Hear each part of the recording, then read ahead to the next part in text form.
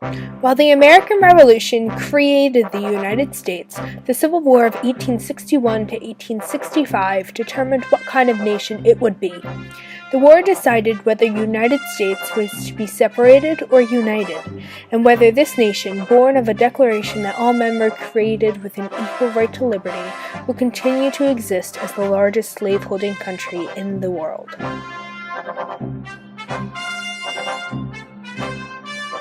The largest military conflict in North American history begins this day when Union and Confederate forces collide at Gettysburg, Pennsylvania. It was learned by the Confederacy on June 30th of the occupation of Gettysburg by the Union Army under General John Buford. The battle began at 5:30 a.m. when shots were exchanged over Marsh Creek. General Robert E. Lee arrived on the field after noon. He had initially hoped to avoid a general engagement since the strength of the enemy was unknown and the terrain in the Gettysburg area was unfamiliar. By 4 p.m., both Federal corps were in retreat through Gettysburg to Cemetery Hill. Federal losses numbered slightly over 9,000, including 3,000 captured, compared with the Confederate losses about 6,500. The day's action had resulted in a Confederate victory, but Federal forces had held on to high ground where their position was soon strengthened by reinforcements.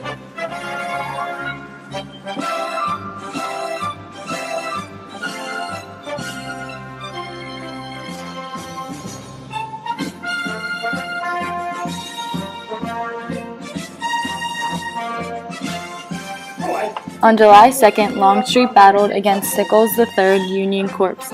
The Confederate soldiers drew the Union troops back, forcing Commander Meade to call in for 20,000 reinforcements. At Devil's Den and Little Rooftop, Confederate General Major John Bell Hood launched attacks on Union forces. A division of Confederate Generals McLaws' army assaulted Union troops at Cemetery Ridge. What should have been a Confederate victory was won by the Union with a bayonet charge from the 1st Minnesota Regiment. Fighting continued on Little Round Top, where the left flank of the Union were stationed. For the Confederates, Little Round Top would be a victory if they could occupy it and attack the Union from two directions. The Union soldiers fought hard and endured many Confederate assaults. Just before more Confederate soldiers arrived at Little Round Top, Union reinforcements arrived and helped stop more assaults. After 4 hours of fighting, the 20th Maine Regiment ran out of ammunition. They charged with their bayonets, scattering exhausted Confederate soldiers and ending the battle with the Union standing firm on top of Little Round Top. Fighting on Union's right flank began later that night because most soldiers had gone to reinforce the attack on the left. At Culp's Hill, Confederate forces under Edward Johnson attempted to gain control. Although they gained control of a lower portion of the slope, the Union soldiers held firm to the hill. At the end of the day, it was still unclear who would be the winner of the battle.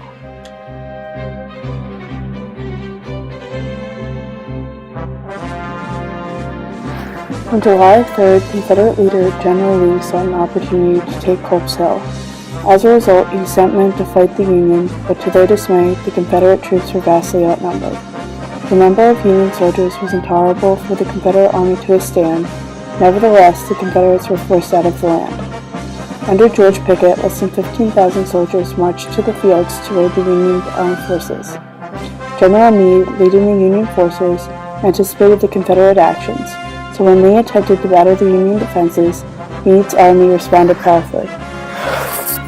Although Lee's attack was unsuccessful, Pickett's soldiers planned to advance their position in battle.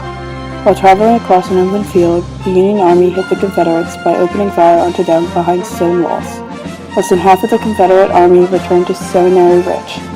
General Lee was determined to carry on regardless of his army's condition. However, he was forced to withdraw his army back to Virginia. Before the battle was over, President Lincoln wrote a letter to General Halleck informing him that if Meade can complete his work so gloriously prosecuted thus far, by substantial destruction of Lee's army, the rebellion will be over. Exhausted, Meade did not intend to attack Lee and his army at their weakest.